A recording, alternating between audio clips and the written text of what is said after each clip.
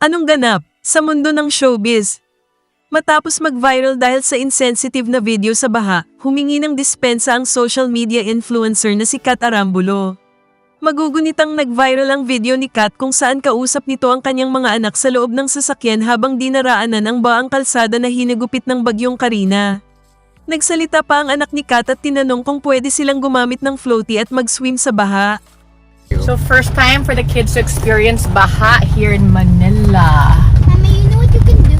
What? You can get a floaty, and if there are no cars, you can put it. You want and a then- floaty? And then you can Yeah. go Safe ba mag-floaty Safe dyan? yan, ay. Baka safe kayo mag-floaty dyan, Yaya? Hello? I guess so. It's just water, no? Yeah. Right? Should we try?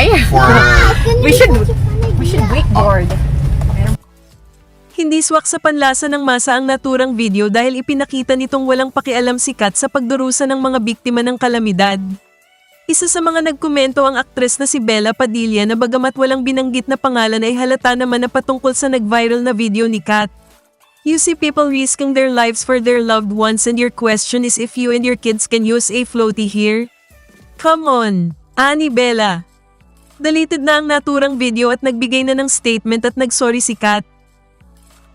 I deeply apologize for my insensitivity and my actions, especially during a time of crisis. I hear you, and I will use this as a learning opportunity for myself and to teach my kids to be more socially aware and active. I am now focusing my efforts on providing relief to different communities. My prayers go out to everyone affected. Pahayag ni Kat.